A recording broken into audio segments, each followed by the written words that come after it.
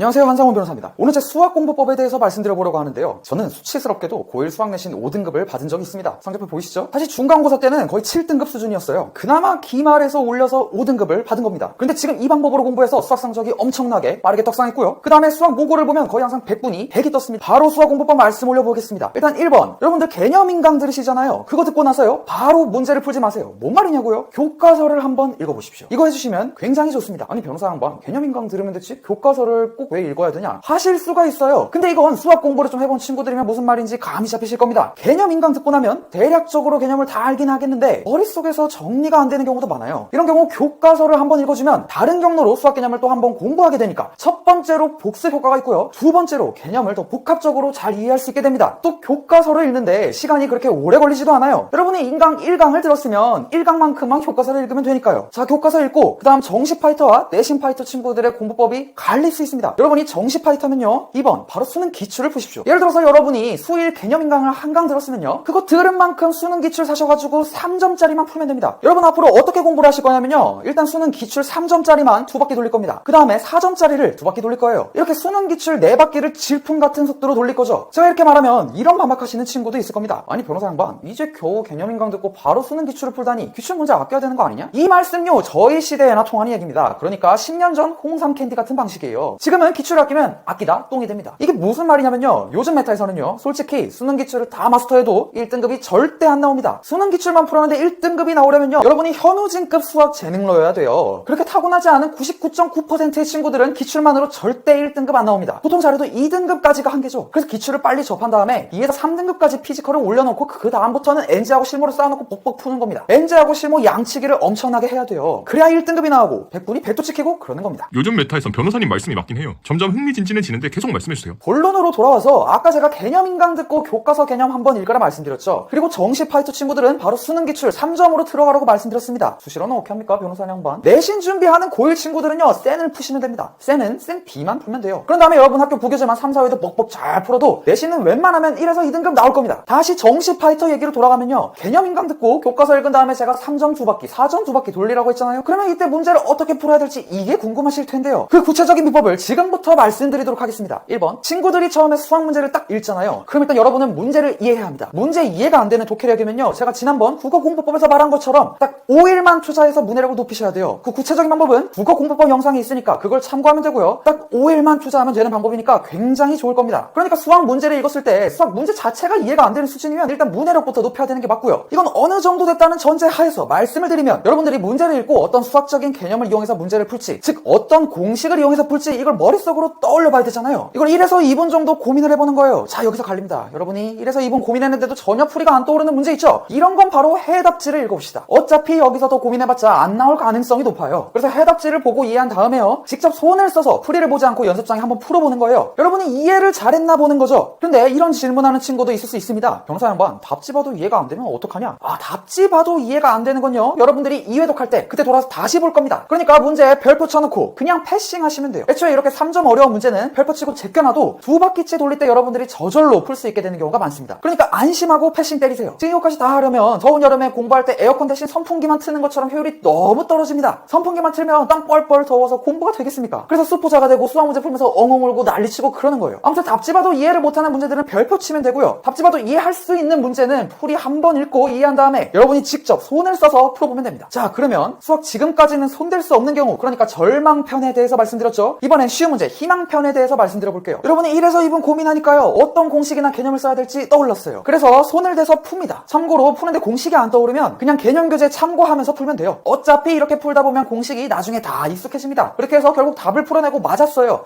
맞았네. 그러면 동그라미를 쳐줍니다. 이게 희망편이죠. 그런데 여러분, 처음에 여러분이 수학 문제를 풀면요, 대부분의 경우 3점짜리 문제 80% 이상 못 풀 겁니다. 이건 쌤 뒷다리만 풀어도 마찬가지입니다. 10% 정도 맞거나 말거나 하겠죠. 여기서 또 하나 중요 포인트가 있어요. 여러분들 틀린 문제 X 치지 마십시오. X표 치면요, 여러분들 문제집에 B가 내려버립니다. 수능 기출이 다 빨간색으로 B가 내리고 불쌍한 문제집은 무슨 죄인지 화살 수십 개 맞은 병사 마냥 피칠갑이 되어버립니다. 거의 걸레짝이 되어버리는 거죠. 또 X표를 보면요, 사람이 생각이 부정적으로 변하면서 공부할 사이가 뚝 떨어지고 현타가 오고 인상 팍 구기면서 그만 수학 문제집을 빨기빨기 찢어버리고 싶은 충동이 들게 됩니다. 그러다가 수포자가 되는 거거든요. 그런데 안심하십시오. 99%의 학생들은 처음에 개념 듣고 3점짜리 문제 풀면 대부분 못 푸는 게 당연한 거예요. 아까도 말했죠. 그럼에도 불구하고 요즘은 엔제하고 실무가 넘쳐나는 시대니까 수능 기출부터 빠르게 마스터해야 된다는 측면에서 3점짜리 문제를 먼저 푸는 거예요. 그래서 결론, 절대로 X표를 하지 마십시오. 맞은 것만 동그라미를 치세요. 그리고 아까 말씀드린 것처럼 답지 봐도 이해가 안 되는 건 별표 치고 그냥 넘어가시면 되고요. 당연히 이 회독 때는 맞은 문제들 있죠. 동글뱅이 친 놈들은 안 풀 겁니다. 이렇게 생각하시면 되고요. 그런데 이런 경우도 있을 수 있습니다. 여러분들이 문제를 보고 고민해보니까 풀 수 있겠어요. 그래서 풀었어. 그런데 답이 틀렸어. 이런 경우 어떻게 하느냐. 이런 경우는 동그라미도 치지 않고 별표도 치지 않고 그냥 넘어가세요. 물론 이 경우도 답지 봐도 이해가 안 되면 별표 치긴 하는데 답지 봐서 풀이가 이해되면 그냥 별표 치지 않고 넘어가면 됩니다. 자, 이렇게 공부하시면 되고요. 복습이란 걸 해줘야 되는데요. 여러분이 주말 이틀 동안 복습을 하는 겁니다. 토요일하고 일요일 날 복습하는 건데요. 여러분들이 월, 화, 수, 목, 금 5일 동안 푼 문제 있죠. 거기서 동그라미 친 거랑 별표 친 거 빼고요. 표시 안 한 문제 있죠. 그것만 다시 풀어봅니다. 얘네들은 그래도 여러분들이 답지 봐서 풀이를 이해할 수 있는 수준의 문제죠. 손을 대서 한번 풀어봤던 문제잖아요. 그렇기 때문에 주말 이틀 동안 복습해서 풀면 풀리는 문제가 꽤 있을 겁니다. 만약 주말 이틀 복습을 해서 문제를 맞췄다. 그럼 세모를 칩니다. 자, 이렇게 1회독을 하시면 돼요. 굉장히 체계적인 방법이네요. 좋은 공부법인 것 같습니다. 자, 그렇다면 2회독 때는 어떻게 조집니까? 자, 이제 2회독 때도요. 3점짜리 문제만 볼 건데요. 일단 아까 제가 주말 이틀 동안 복습한다고 말씀드렸죠. 그때 맞춘 문제는 세모입니다. 표시에 대해서 한번 정리할게요. 동그라미, 처음부터 맞은 문제. 세모, 주말 복습할 때 맞은 문제. 별표, 풀이 봐도 이해 안 되는 문제. 이렇게 깔끔하게 요약됩니다. 그럼 님들 상식적으로 2회독할 때 뭘 다시 풀어야겠어요? 그렇습니다. 바로 별표입니다. 이제는 별표만 집중 공략하면 깔끔해요. 공부량이 확 줍니다. 또 약속의 2회독이 되면요. 별표 쳐서 답지 봐도 이해가 안 됐던 문제들이 최소 답지 풀이는 이해가 되거나 풀리기 시작해요. 원래 공부라는 게 그래요. 여러분들도 어떤 교재를 읽을 때 처음에 1회독 할 땐 이해가 잘 안 되잖아요? 그런데 2회독 할 때는 1회독 때 이해가 안 됐던 부분들이 굉장히 잘 이해가 됩니다. 수학도 비슷한 원리라고 생각하시면 돼요. 그래서 약속의 2회독이 많은 걸 해결해 줄 겁니다. 자, 이렇게 2회독 한 다음에는 똑같은 방식으로 4점짜리를 1회독, 2회독 하면서 마스터 때리면 됩니다.